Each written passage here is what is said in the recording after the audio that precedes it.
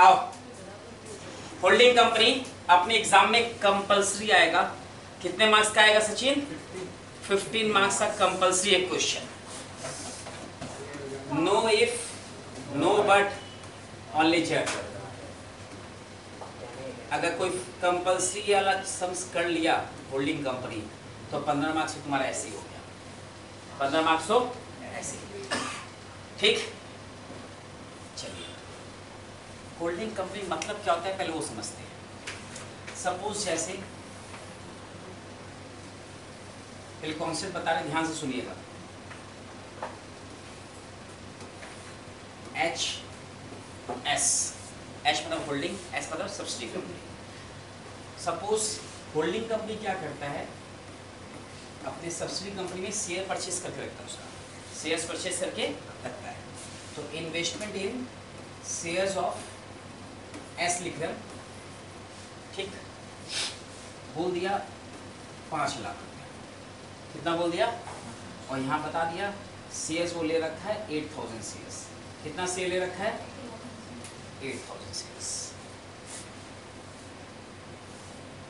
H और S, share capital यहाँ दिया हुआ है ऑफ ₹10 ईच, ऑफ ₹10। यहाँ दिया हुआ है 10 लाख, यहाँ दिया हुआ है 10 लाख। ज़्यादा ले लिए क्या? ज़्यादा ले लिए, 1 लाख। कितना दिया हुआ है? 1 लाख दिया हुआ है। अब इसमें से कैसे पता चलेगा भाई होल्डिंग कौन सा किसका है? ठीक है, कैसे पता चलेगा? जो इन्वेस्टमेंट कर रखा है, जो इन्वेस्टमेंट कर रखा है दूसरी कंपनी में, ठीक है, हम लोग उसका देखेंगे कितना शेयर्स इन्वेस्टमेंट है। ठीक है, कितना शेयर वो परचेज कर रखा है? 8000। किस कंपनी में? एस का शेयर कैपिटल कितना है? 1 लाख। ये शेयर कैपिटल है। नंबर ऑफ शेयर्स कितना है इसका? अगर नंबर ऑफ शेयर्स का बात करें एस का, 1 लाख को आप कितना रुपये का शेयर देख, 10 रुपीज। नंबर ऑफ शेयर्स कितना हुआ? मीन्स टोटल शेयर कैपिटल इसका जो है 1 लाख है, और नंबर ऑफ शेयर्स कितना टोटल? 10,000। आउट ऑफ 10,000 में ये कितना परचेज कर रखा है होल्डिंग कंपनी? उसका 8,000 कर रखा है ना। क्लियर बात मेरा? आउट ऑफ 10,000 में 8,000 शेयर्स उसके पास है, माने कितना परसेंट है? 80% होल्डिंग आपके पास। तो ये अभी क्या हो गया, मोर देन 50% होते ही वो कंपनी बन जाता है होल्डिंग, और जिसका शेयर हम परचेज कर रखे हैं वो बन जाता है सब्सिडी कंपनी। मोर देन 50% से ऊपर होते ही वो क्या बन जाएगी कंपनी? होल्डिंग। और कौन बनेगा होल्डिंग? जो इन्वेस्ट कर रखा है, और जिस कंपनी में हम इन्वेस्ट कर रखे हैं वो कंपनी है सब्सिडी कंपनी। पहले बिगिनिंग से मैं ये वो होल्डिंग कंपनी का बेसिक कॉन्सेप्ट है। क्लियर है? कि जब तक बेसिक नहीं जानेंगे तो आगे कुछ कर ही नहीं पाएंगे। समझ में? होल्डिंग, और होल्डिंग कब हो सकता है? कितना मिनिमम होल्डिंग होना चाहिए? More than 50। More than 50। अगर सपोज कोई कंपनी है और आपके पास भगवान के जैसे अनाधुन पैसा है, इतना पैसा वो आपको भी नहीं पता है कितना है, और आप उस कंपनी पर खुन्नस आ रखा है, आप उसका शेयर परचेज करते जाइए, और जिस दिन आपको देखिए उसका शेयर कैपिटल इतना है, उसका 51% होल्डिंग आपके पास आ गया, ऑफिस में जाके सामने आपको बोल दीजिए गेट आउट, उसको होना पड़ेगा, क्योंकि आपका होल्डिंग मोर देन 51% आ गया, तो आप चेयरमैन पर आप बैठ जाएंगे। मानो अगर मुकेश अंबानी साहब का दुश्मनी है, खरीदते जाइए शेयर उसका, खरीदते जाइए। जब इस दिन आप उतना तक आ जाएं, ठीक है, तब समझ लीजिए उसने जाके मुकेश अंबानी को बोलेगा हटो, उसको हटना पड़ेगा, कोई उपाय नहीं है। मगर प्रैक्टिकल बता दें, कोई भी इंसान अपना मार्केट में जो इशू करता है वो लेस देन 50% इशू करता है। कितना परसेंट इशू करता है? लेस देन 50%, माने 49% तक ही मैक्सिमम इशू करता है। क्यों? जानता भाई कहीं इन केस खुन्नस में मेरा शेयर सबसे खरीदते जाएगा, एक दिन आके हमको ही नहीं उठा दे, तो इसीलिए तो ये बेसिक चीज़ है कि कितना होना चाहिए होल्डिंग? 51% ज़्यादा होते हैं।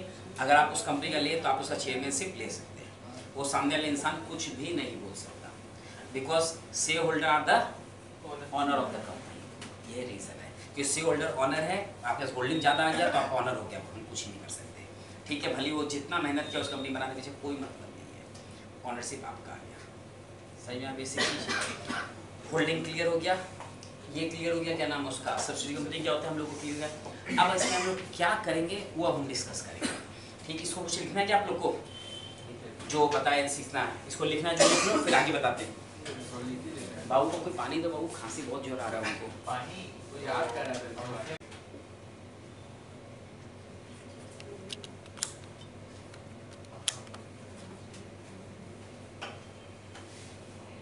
फाइनली हम लोग ये समझ गए होल्डिंग कंपनी क्या होता है। अब इसका हम लोग सम्स कैसे करेंगे वो बता रहे हैं। इसका सम्स करने का दो तरीका है, एक है कंट्रोल चार्ट्स, ठीक है, और एक बाय प्रिपेयरिंग लेजर, ठीक है। कंट्रोल चार्ट्स आपका रट्टाफिकेशन में आपको रटना पड़ेगा, ऐसे ऐसे करना है। और लेजर वाला क्या रहेगा, बेसिक कॉन्सेप्ट रहेगा जो जनरल एंट्री पर अपने किसके तरफ प्रीफर करेंगे ज़्यादा, लेजर वाले पे, ठीक है। उसमें आपको क्या है कॉन्सेप्ट रहेगा, बट कंट्रोल चार्ट में कोई कॉन्सेप्ट नहीं है, वो आपको रटना पड़ेगा, ये हाँ था इतना ऐसे से बांटते चलो उसका, तो रटना टफ होगा, इसलिए अपने किससे जाएंगे, लेजर से जाएंगे, ठीक। कुछ एक बुक में कंट्रोल चार्ट से किया हुआ है, हम आपको ये बात स्पेशलिस्ट बताएं, तुम एग्जाम में कर रहा बगला देखे वो लाइन खींच के ऐसे ऐसे किए जा रहा है, तो ये नहीं तुम कंफ्यूज जा रहे हो क्या कर रहा है, ठीक है। तो पहले बता रही हो वैसे कुछ लाइन करके बना रहा है, ठीक है, समझो कंट्रोल चार्ट से कर रहा है, तो उसका मेथड अपने को यूज़ नहीं करना है, अपना मेथड है बाय प्रिपेयरिंग लेजर। अब इस हम लोग क्या क्या लेजर खोलेंगे वो एक एक स्टेप्स हम आपको बताते जा रहे हैं। सबसे पहला स्टेप आप पहले निकालेंगे DOC, degree of control, degree of DOC बोलेंगे, अपने शॉर्ट में डीओसी बोलेंगे, एग्जाम में आपको डिग्री ऑफ कंट्रोल लिखना है। कोई भी शॉर्ट फॉर्म मत लिख दीजिएगा, बिकॉज कोई भी शॉर्ट फॉर्म एक्सेप्टेड नहीं है, बता दें पूरे होल्डिंग कंपनी में। डीओसी हम लोग कैसे निकालेंगे, पहले हम निकालेंगे एच लिमिटेड का, किसका निकालेंगे, एच समझ गए, तो होल्डिंग कंपनी कितना होल्ड कर रखा है, तो कैसा आएगा, number of shares held by H limited, H में कितना शेयर्स हेल्ड कर रखा है, किसका, सब्सिडी एस कंपनी का, और डिवाइड करेंगे total number of shares of S limited, total number of shares of किसका, S limited, total number of shares से डिवाइड करेंगे, तो हमारा ये निकल जाएगा कितना है। जैसे लास्ट अब एग्जांपल के याद करिए, 8000 बाई 10,000 80% आ गया, आप इंटू 100 कर दो, ठीक है, तो आपका कितना परसेंट आ जाएगा, 80। अब इंटू 100 वाला जो बात है वो हम बता रहे हैं। सपोज आपका डिवाइड करके पॉइंट में आ रहा है, किस में आ रहा है, तो आप इंटू 100 मत करो, फ्रैक्शन छोड़ दो, समय मीन्स टू से आपका होल नंबर आ रहा है, तो आप इंटू 100 कर सकते हो। मैंने दोनों ऑप्शन आपके पास, समय क्या बोले, इंटू 100 कब करेंगे, जब एग्जैक्ट परसेंटेज आए और फ्रैक्शन दिखेगा, पॉइंट में दिखेगा, तो हम लोग उसको फ्रैक्शन फॉर्म में छोड़ देंगे। जैसे सपोज किसी 3000 शेयर है, हम 2000 शेयर होल्ड कर रखे हैं, तो हम 2000 बाई 3000 इंटू 100 करेंगे, आएगा एग्जैक्ट परसेंटेज, नहीं आएगा, तो हम लोग 2/3 छोड़ देंगे। क्या छोड़ देंगे, आप छोड़ देंगे, यहाँ भी छोड़ सकते हो 8/10 करके, वो भी है एक ही चीज़ है आपके पास, आप फ्रैक्शन में या परसेंटेज में, इच्छा परसेंटेज इंटू 100 करिए, नहीं इच्छा परसेंटेज में लेना तो इंटू 100 मत करिए, दोनों में आंसर सेम है, कोई दिक्कत नहीं है। रखिए इंटू 100, हटा दें, चलिए हटा दें। अब सुनिए दूसरी बात, माइनॉरिटी इंटरेस्ट, माइनॉरिटी इंटरेस्ट ये क्या है वो समझो। सपोज होल्ड सब्सिडी कंपनी का कितना शेयर्स था, आपने एग्जाम्पल जो लिए थे 10,000 में होल्डिंग कंपनी 8,000 ले रखा था, बाकी जो 2000 शेयर था उसका वो कौन ले रखा था, सब्सिडी का तो था ही madam, total 10,000 out of suppose में हम सब्सिडी कंपनी है वो होल्डिंग है, मेरा 10 या मैं 8,000 शेयर इनके पास है, बाकी मेरा 2000 शेयर किसके पास है,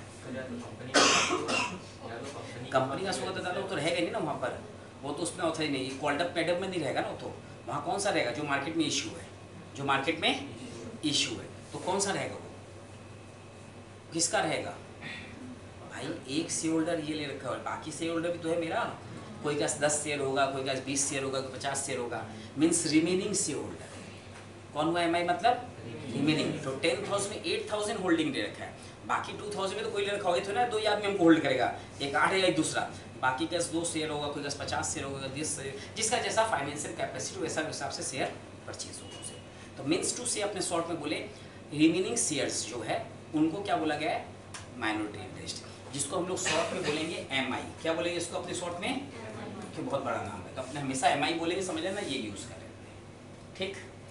यहाँ क्या हो गया, number of shares, number of shares, अच्छा, number of remaining shares held by outsider, held by outsider, समझ गए? तो बाहर वाले लोग जो होल्ड कर रखे हैं, डिवाइड किससे कर देंगे? Total number of shares of S limited. ज़्यादा बात नहीं, ये हम लोग आ गया डीओसी। क्या आ गया हमारा? एग्जाम में 15 मार्क्स का जो सम्स आएगा उसमें से 2 मार्क्स आपका डीओसी के लिए रहेगा। जितना मार्क्स का सम्स आएगा उसमें कितना मार्क्स आएगा डीओसी के लिए? 2 मार्क्स डीओसी का रहेगा आपका, ठीक है? खाली डीओसी भी निकालेंगे तो आप 2 मार्क्स आराम से पा लेंगे, ठीक है?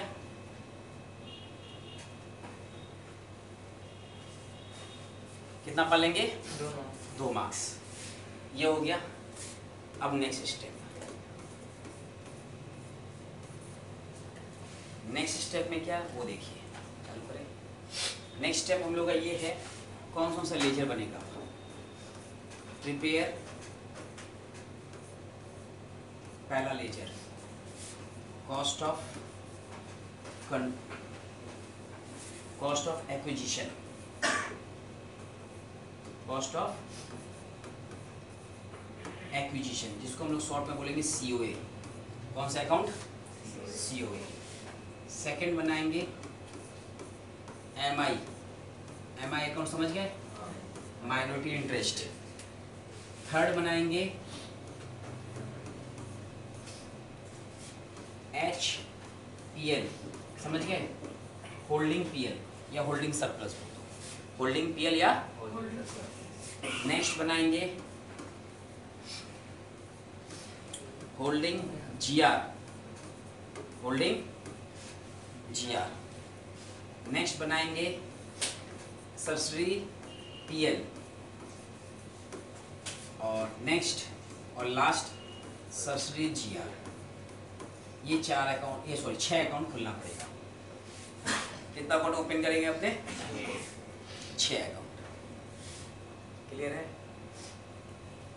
COA, MI, HPL, HGR, SPL, SGR, ये सारा अकाउंट हम लोग ओपन करेंगे।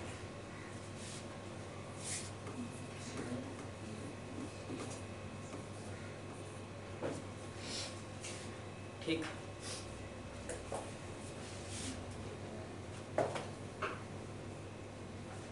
स्टेप 3 क्या होगा? ट्रांसफर इन्वेस्टमेंट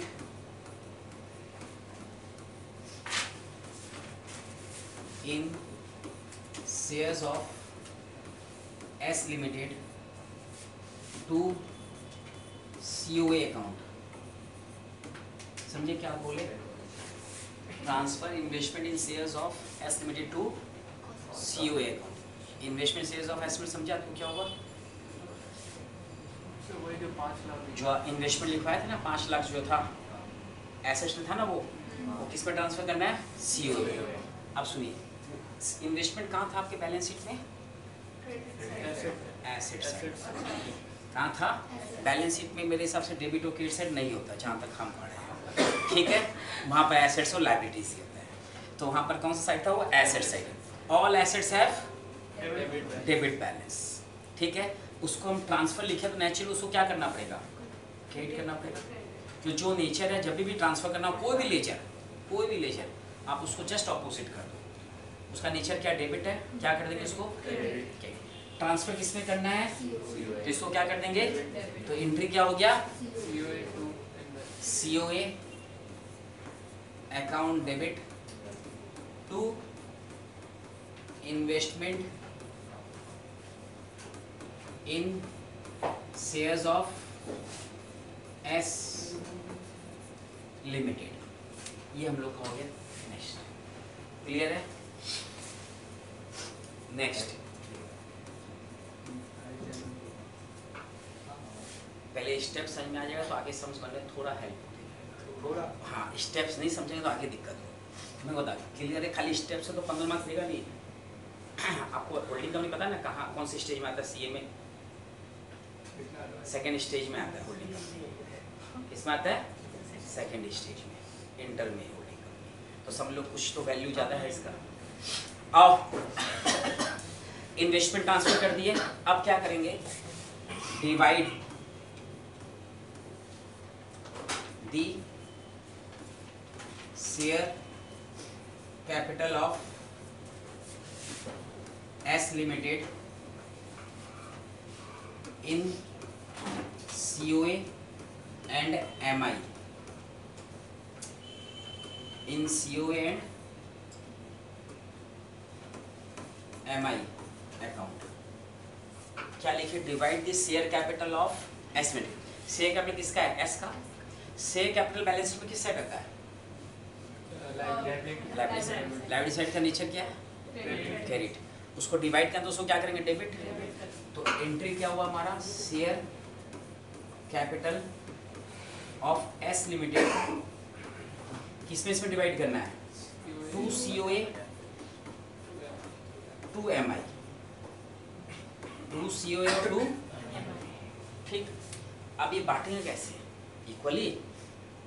DOC जो सीखे थे ना निकालना फर्स्ट स्टेप में, याद है ना? उस रेशियो में बढ़ जाएगा DOC में। समझ में आ गया? क्लियर अभी तक? हाँ, बीच में अगर कोई एब्सेंट किया तो होल्डिंग कंपनी उसको रुलाएगा, ये भी बता देगा। ठीक है, बस जो मेरा बोलने का फर्ज था, बाकी आप लोग समझ जाए फर्ज। क्यों? लौट आइए। शेयर कैपिटल डिवाइड कर लिए। अब bring down the balance of HPL, HGR, SPL and SGR in their respective ledger, in their respective ledger। समझा क्या लिखे? जो बैलेंस होगा पीएल का, जीआर का, होल्डिंग और सब्सिडी दोनों कंपनी का, वो बैलेंस उनके लेजर में लिख देंगे। अब बात ये रहा किस साइड लिखेंगे? डेबिट साइड या क्रेडिट साइड? ये तो है ना क्वेश्चन। तो किस साइड लिखेंगे? कोई बताएगा? कोई नहीं, चलो हमें बताते हैं। अगर वो बैलेंस लायबिलिटी साइड में है, किस साइड में है? तो उसका नीचे क्या? क्रेडिट।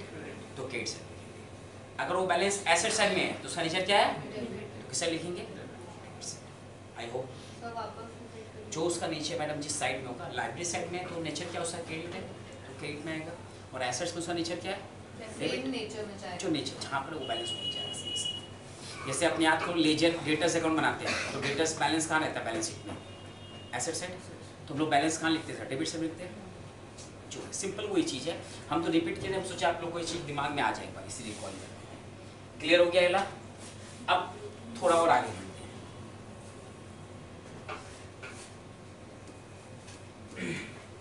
स्टेप 6 में क्या करेंगे? अब सुनिएगा ध्यान से। होल्डिंग कंपनी, आप सब्सिडी कंपनी को क्या कर टेक ओवर कर रहे हैं, उसका जो प्रॉफिट है या लॉस वो भी उसको लेना पड़ेगा, आप टेक ओवर कर रहे हो। तो अब बात रहा प्रॉफिट में, कौन सा में बटेगा प्रॉफिट? होल्डिंग सारा खुद खा लेगा, फिर परसेंटेज, और बाकी प्रॉफिट रिमेनिंग में एमआई को ही मिलेगा। किसको मिलेगा? कि भैया हम भी तो इतना पोर्शन के ऑनर है, तो उस पर हक मेरा भी है, उतना ही पोर्शन का जितना मेरा है। सब अपने एग्जाम्पल में था 80-20, याद है 80%। तो 80% प्रॉफिट आप रख लो, 20% प्रॉफिट हम लोग, वो देना ही पड़ेगा एज पर कंपनी एक्ट, वो मना नहीं कर सकता। क्लियर हुआ बात? आइए, डिवाइड दी SPL बैलेंस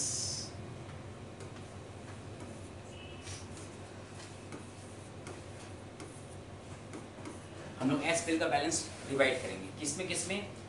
दूसरी बात, हम लोग डिवाइड करेंगे प्री एक्विजिशन और पोस्ट एक्विजिशन। सुनिए ध्यान से। प्री एक्विजिशन मतलब क्या हुआ? नेचुरल है, होल्डिंग कंपनी हमको आज टेक ओवर किया। सपोज फॉर एग्जांपल हमको वो टेक ओवर किया 1124 में। कब टेक ओवर किया? हम बिजनेस उसी दिन से कर रहे थे, पहले से कर रहे थे? तो पहले हम कुछ कमाए होंगे क्या? नहीं कमाए होंगे।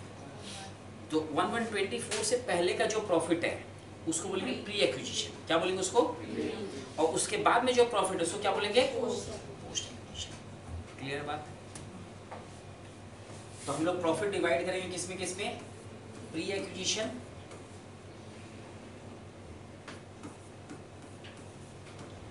और पोस्ट एक्विजिशन में। प्री को कैसे बांटेंगे वो देखिए। एसपीएल सपोज मानते हैं, अपने ऑप्टिमिस्टिक पर्सन है तो अपने क्या मानेंगे? पीएल में प्रॉफिट ही होगा क्या लॉस मान के? प्रॉफिट ही होगा। प्रॉफिट है तो नेचर क्रेडिट है, तो उसको क्या करेंगे? तो एसपीएल टू सीओए और टू एमआई। आपको शायद याद होगा फंड फ्लो नहीं तो कैश फ्लो में एक सेंटेंस हम लिखवाए होंगे, भले अभी आप मना कर दें, हाँ मगर हम लिखवाए होंगे, हमको ये बात हमको याद है। Pre acquisition profit always reduce cost of investment. नहीं याद है तो मान लो टकला में बीमारी है, ठीक है। Pre acquisition profit always reduce cost of investment. लिख लो, फिर से लिख लो, कोई खराबी नहीं है, वापस लिखेंगे। Pre acquisition profit always reduce cost of investment. Pre acquisition profit always reduce cost of investment. आप ये लिख लो दादा, बाकी अपने देख लेंगे बाद में। Pre acquisition profit always reduce cost of investment.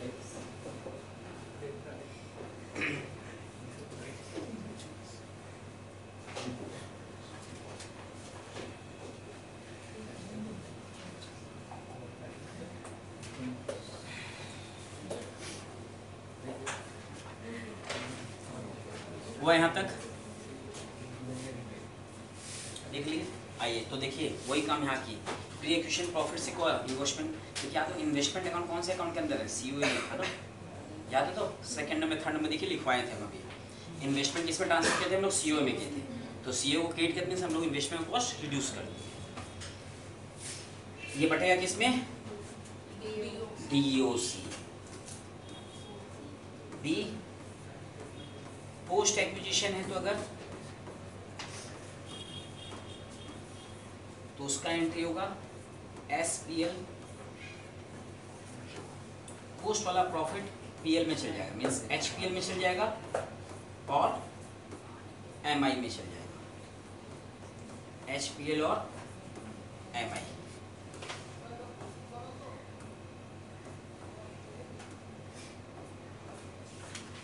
HPL और एमआई में चल गया। क्लियर है? ये हुआ हम लोग का पोस्ट एक्विजिशन। अब नेक्स्ट स्टेप नंबर 7। 7 नंबर जो एसजीआर होगा, एसजीआर भी तो है ना,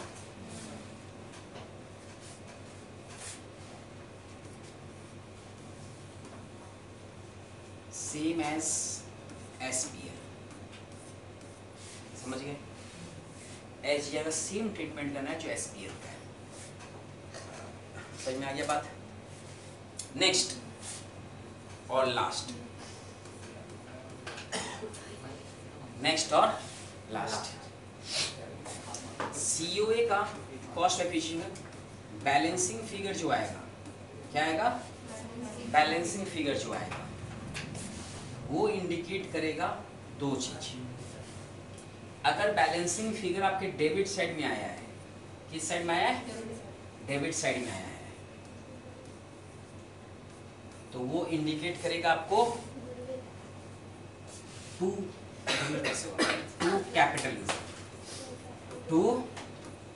कैपिटल रिजर्व। अगर वो क्रेडिट साइड में आया है तो इंडिकेट करेगा जो मैडम बोली गुडविल। ये हुआ सीओए का। और नंबर 1 ये था।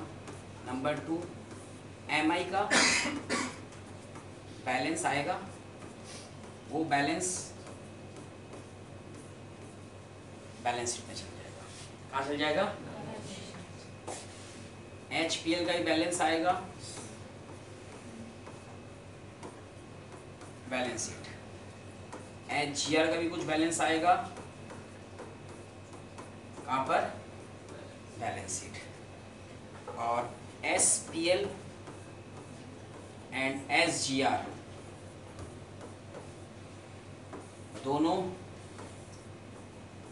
सेल्फ टैली होगा। क्या होगा? अगर नहीं हो रहा है तो अपने में दोष है। किसमें दोष है? अपने में दोष है। ये छोटा सा स्टेप्स है जिससे हम लोग होल्डिंग कंपनी को करने का कोशिश करेंगे। देखो अपने मैडम लौट आइए। COA अकाउंट एक ले चलिए बात को अपना। नेक्स्ट क्या हुआ? MI, COA, MI,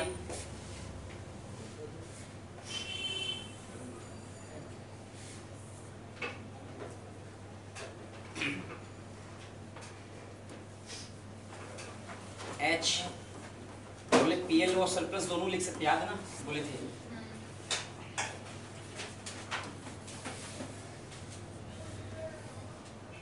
HGR,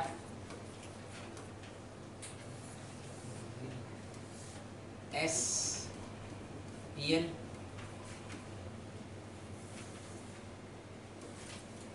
SGR। ये जो अकाउंट आपको बोले उनको दिखाएं। सबसे अब स्टेप्स देखिए आप लोग कॉपी में निकाल के अपने निकालिए स्टेप्स। ये उसी निकालना था पहला। दूसरा स्टेप्स क्या था? ये लेजर खुलना था। तीसरा स्टेप्स ट्रांसफर दी इन्वेस्टमेंट इन COA अकाउंट। उसका एंट्री क्या था? COA टू इन्वेस्टमेंट, है ना। तो COA में क्या आएगा? To investment in shares of S limited. ये अमाउंट आ जाएगा यहाँ पर। नेक्स्ट स्टेप क्या था? Divide the share capital of S limited. तो उसका एंट्री था share capital of S limited account debit to COA to MI, है ना। तो टू COA में COA क्रेडिट हुआ, तो यहाँ क्या आएगा? By share capital of S limited और by share capital of S limited.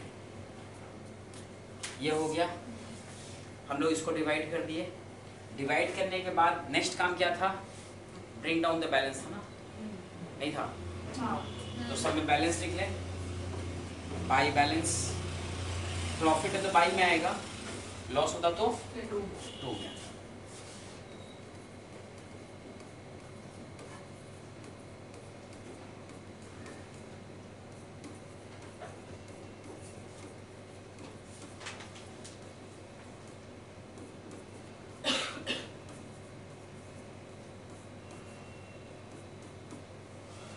Balance लिख लिए।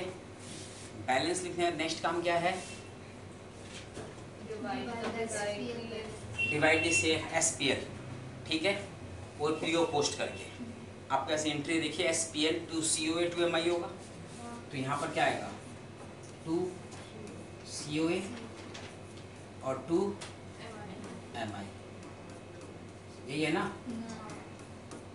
यहाँ टू हुआ तो यहाँ क्या होगा? बाई SPL, यहाँ भी बाई SPL, फिर पोस्ट का था 2 HPL, है ना, और 2 MI। तो HPL में क्या लिखेंगे? बाई SPL और बाई SPL।